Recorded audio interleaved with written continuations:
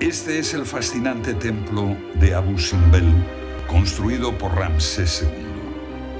Su importancia cosmológica viene definida por el hecho de que la salida del sol del día 22 de octubre entra por la puerta principal del templo, iluminando tres de las figuras en piedra del Sancta Sanctorum: el dios Amón, el propio monarca divinizado y el dios Ra-Horakhti.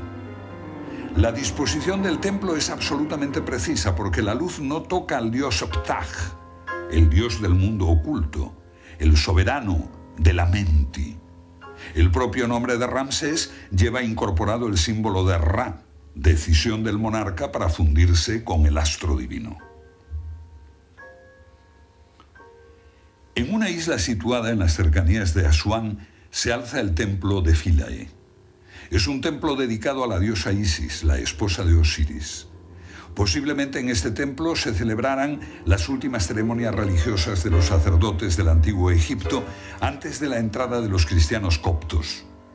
Isis, la diosa madre, estaba relacionada con la luna, con las energías telúricas, con la naturaleza y con las transformaciones tanto materiales como espirituales.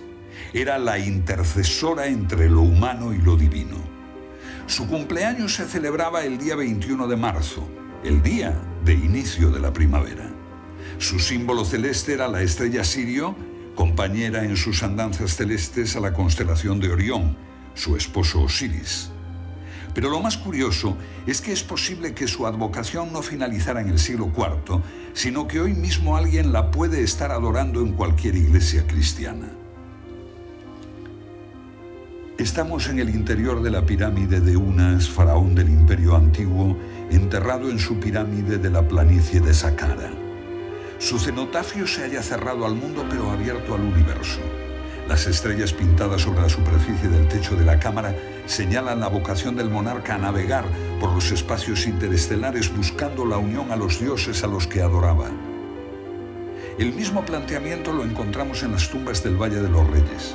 Sus paredes están repletas de jeroglíficos para ser entonados por el difunto tras su reencarnación, mientras que su techo está adornado por las estrellas que rigen la vida y la muerte en toda la civilización egipcia.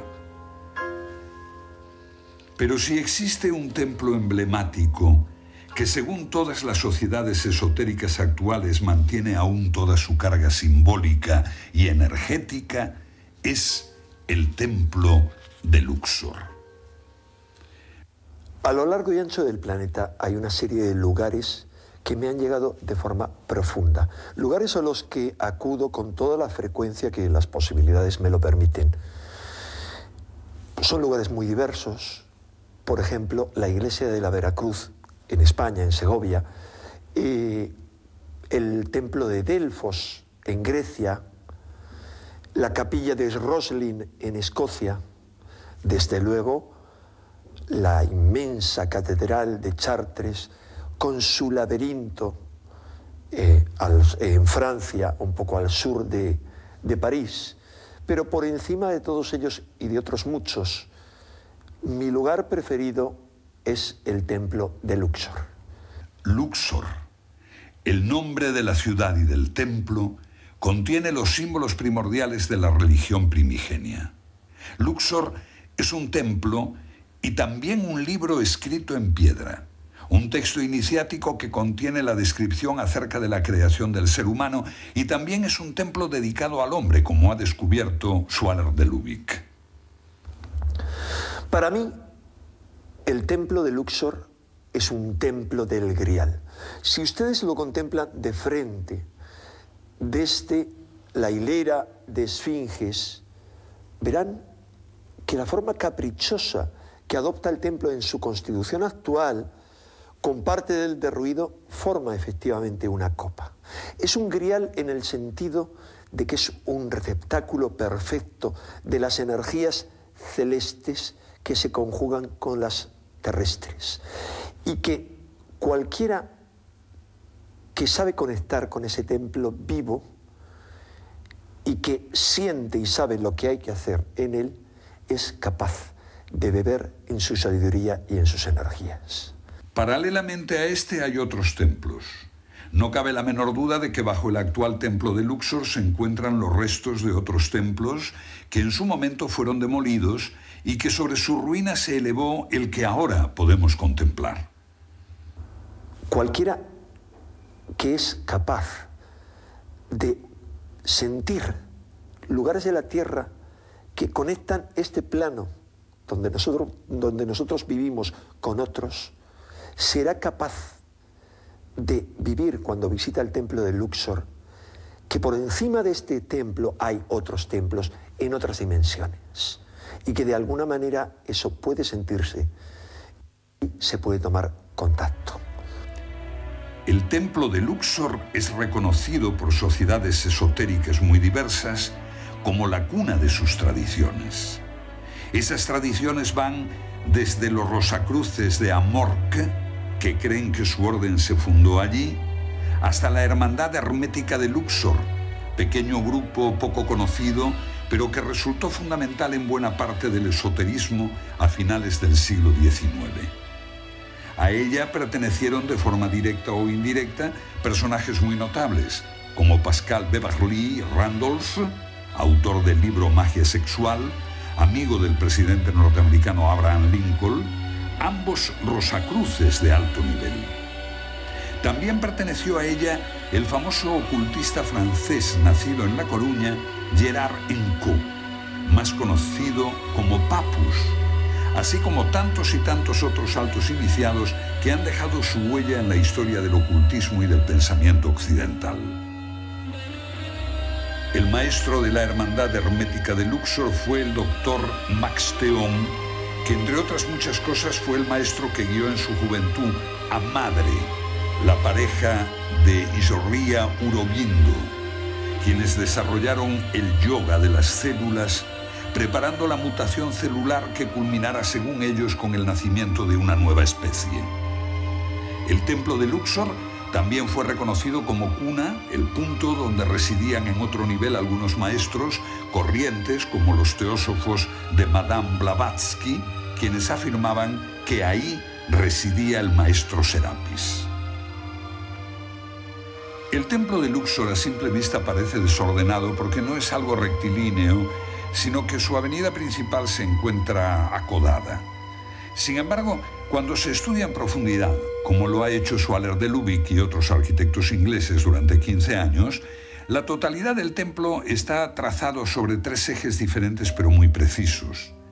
Y hasta la última piedra, el último muro, hasta la última columna está alineado teniendo en cuenta esos 3 ejes.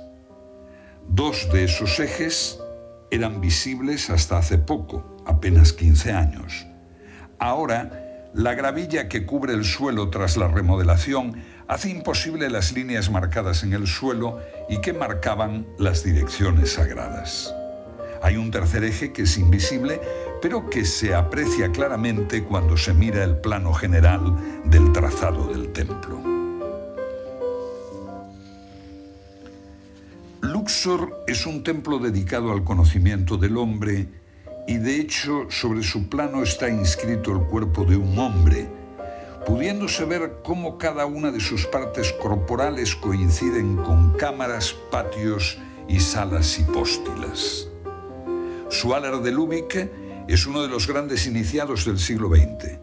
De hecho, cuando estudiamos a fondo la vida de ese misterioso alquimista, Fulcanelli, que escribió libros fundamentales como El misterio de las catedrales y Las moradas filosofales, vemos que dedica estos libros a la Hermandad Hermética de Luxor. Si Swaller de Lubick no era el personaje que se escondía tras Fulcanelli, al menos era uno de los distintos elementos que colectivamente firmaron esas grandes obras.